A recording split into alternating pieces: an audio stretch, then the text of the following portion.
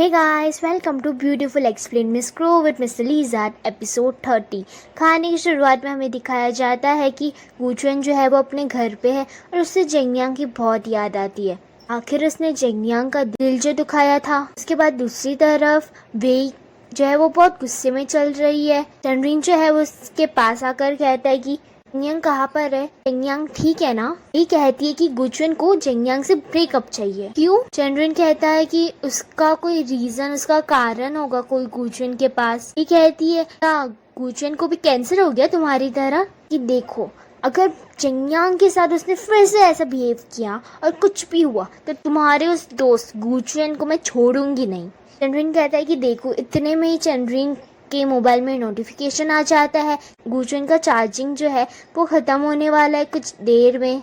वो भागकर वहां से चला जाता है गुचुएन के पास। चंड्रिन जब गुचुएन के पास पहुंचता है तो वो उससे पूछता है कि तुमने ऐसा क्यों किया, ऐसा क्यों कर रहे हो, तुम उससे प्यार करते हो तो उससे दूर क्यों जाना है, ऐसे तुम खुद को और उससे दोनों को तकलीफ दोगे। और इतने में गुचुएन बेहोश हो जाता है। चंड्रिन जो है उसे चार्जिंग के लिए उस कैप्सूल के अंदर रख देता है।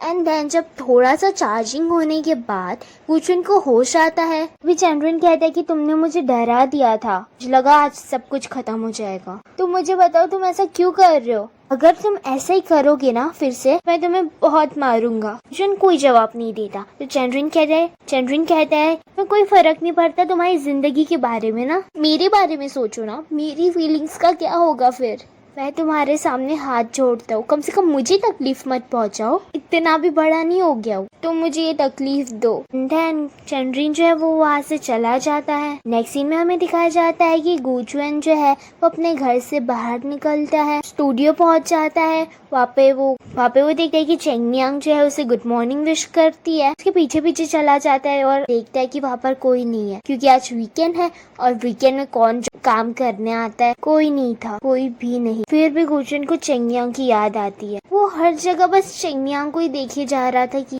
फिर वो घर पे पहुंच जाता है। वहाँ पे बस उसे जेंगयांग की याद आती है। फिर गुचुएन को जेंगयांग का कॉल आता है, जल्दी हॉस्पिटल आओ। जेंगयांग जो है वो हॉस्पिटल में रहती है। गुचुएन हॉस्पिटल पहुंच जाता है एंड देन डॉक्टर उन्हें बताते कि हमने हमारी पूरी कोशिश की बट अब मैं और कुछ नहीं कर पाऊंगा। गुचुएन कहता है कि आपका मतलब है कि हमें आइसक्रीम को किसी और हॉस्पिटल में ट्रांसफर करना पड़ेगा। डॉक्टर कहता है कि मैं सच बोलूंगा, अगर तुम आइसक्रीम को किसी और हॉस्पिटल में भी ट्रांसफर कर दोगे तो भी इसका कोई फर्क नहीं होगा, इसकी हालत ऐसी ही रहेगी। मैं तुम दोनों को एक सजेशन देना चाहता हूँ। आइसक्रीम जो है वो बहुत पेन को सह रहा है, उसे बहुत तकलीफ हो रही है। मेरी मानो, हम उसे एक ऐसा इंजेक्शन देंगे जिससे उसे कोई पेन नहीं होगा। इट मीन कि अगर आज हमने उसे वो इंजेक्शन दे दिया तो आज का दिन उसके लिए आखिरी दिन होगा। इसका मतलब है कि पेन तकलीफ सहने से अच्छा है मर जाना। यांग ये सुन के कहती है कि नहीं, हम ये नहीं करेंगे, कोई और रास्ता तो होगा ना।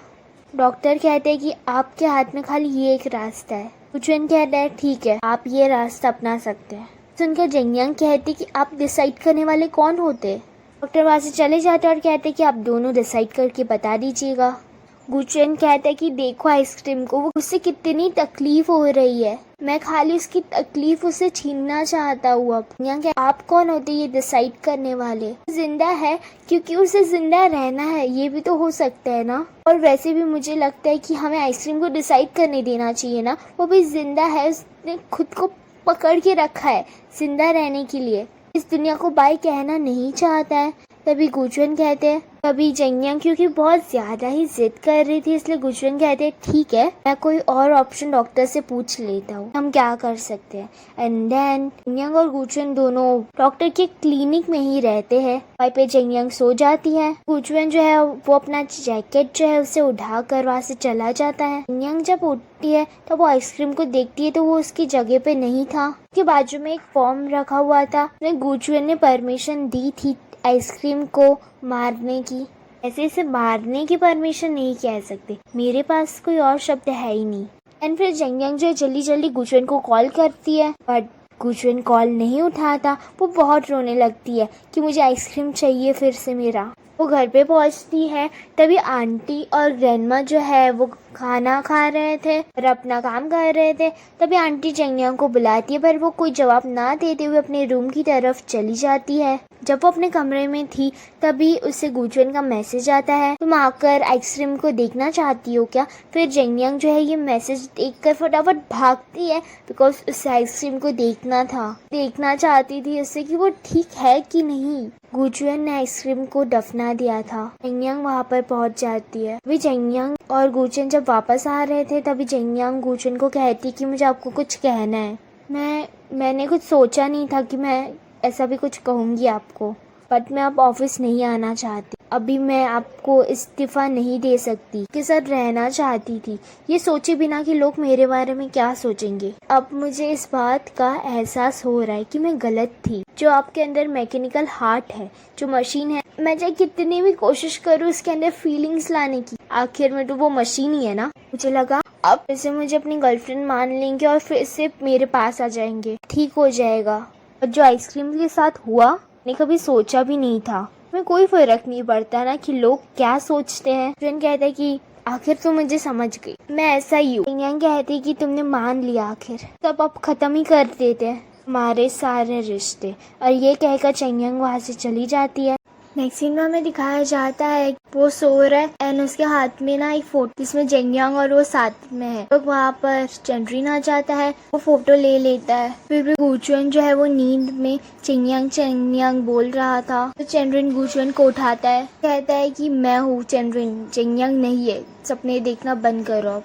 अगर तुम नहीं चाहते कि वो जाए तो फिर से अपनी जिंदगी में लेकर आ जाओ ना। जेंगयांग एक अच्छी लड़की, अगर तुम उसे सच बता दोगे तो वो तुम्हें माफ कर देगी। तो तुम्हारे हार्ट की डिग्री ऊपर नीचे हो रही है, आज तक ऐसा कभी नहीं हुआ। क्या मैं तुम्हारे साथ शिफ्ट हो जाऊँ? गुचुएन मना कर देता है और कहता है कि तुम ऑफिस जाओ। पर फिर चंद्रिन कहता है कि मुझे लगता है तुम्हें कंपनी की चिंता नहीं करनी चाहिए, खुद की करो पहले। गुचुएन पूछता है कि तुम्हें जेंगयांग के बारे में कुछ पता चला, कैसी है? चंद्रिन कहता है कि मैंने वेई को पूछा, इस बारे में कुछ नहीं पता, और अगर तुम्हें चिंता हो रही है तो मुझे लगता है तुम्हें ही कॉल करके पूछ लेना चाहिए। चंद्रिन कहता है मैंने खाली पूछ रहा था। चंद्रिन कहता है कि ठीक है तुम सो जाओ, वैसे भी अगर तुम काम पे नहीं आओगे तो कंपनी कंगाल नहीं हो जाएगी।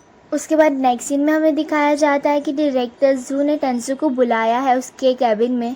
फिर जब टेंसू वहाँ पर पहुँच जाता है तभी डायरेक्टर जू कहता है कि मैंने जो तुम्हें कंपनी दी थी क्या तुम उसे छोड़ नहीं सकते? टेंसू कहता है वैसे वो कंपनी ना ज्यादा पैसे नहीं दे रही है। डायरेक्टर जू कहते हैं इसलिए तो मैं चाहता हूँ कि तुम वो कंपनी ना छोड़ो, कि तुम्हारी मदद की जरूरत पड़ेगी अगर मुझे पैसे यहाँ से वहाँ करने होंगे तब। टेंसू कहता है कि ब्रांच बहुत छोटी है, अगर हम ऐसे ही करते रहेंगे तो हम पकड़े जाएंगे। डायरेक्टर जू कहते हैं कि सोचो फिर इस बारे में कुछ। टेंसू जो है वहाँ से चला जाता है, तभी वो फिर से टर्न होता है और डायरेक्टर जू को कहता है जो इंसिडेंट आप प्लीज मुझे एक चांस देख कर दीजिए। पैसों के अलावा भी मैं बहुत कुछ ऐसा कर सकता हूँ कंपनी के लिए तो उसके लिए फायदेमंद होगा, आपको निराश नहीं करूँगा। इतने में डायरेक्टर जू जो है वो उठते हैं अपनी जगह से और कहते हैं कि सबसे इम्पोर्टेंट है वो है अपनी खुद की पोजीशन पकड़ो, तो तुम्हारे लायक है। समझ में आया? और करो जो तुम कर रहे हो अभी, जो भी कंपनी में हो रहा है वो तुम्हारे काम का नहीं है। टेंसू जो है वो अपने कैबिन में आ जाता है और बहुत गुस्से में रहता है।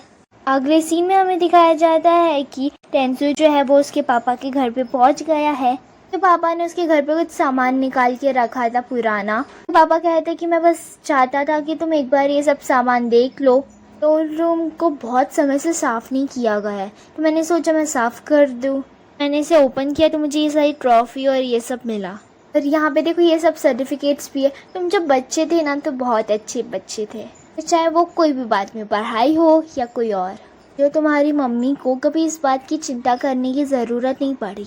उसके बाद तुम्हें पता है सबसे खुशी वाली बात क्या होती थी तुम्हारी मम्मी और मेरे लिए? तुम्हारे पेरेंट्स टीचर मीटिंग में जाना। यहाँ पे पापा से सॉरी कहते और की वजह से तुम्हें एक अच्छा फ्यूचर नहीं मिल सका। पता है कि इतने साल जो भी बीते ना वो तुम्हारे लिए बहुत मुश्किल थे। भले तुम एक अमीर फैमिली के साथ रहते थे, भले तुम कहते हो कि डायरेक्टर जू जो है वो तुम्हारे साथ अच्छे से रहते हैं, पर फिर भी घर जैसे माहौल ना खाली घर में और घर के लोगों से मिल सकता है। तो खाली से इमेजिन नहीं कर सकता हूँ कैसा होता होगा।